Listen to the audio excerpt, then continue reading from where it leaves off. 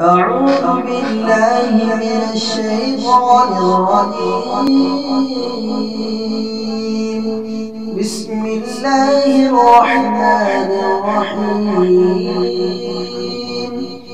إذا زلزلت الأرض زلزالها وأخرجت الأرض أثقالها وقال الإنسان ما لها يومئذ تحدث أخبارها بأن ربك أوحى لها يومئذ يصدر الناس أشتاتا ليروا أعمالهم فمن يعمل مثقال ذرة خيرا يره ومن يعمل مثقال ذرة شرا يره.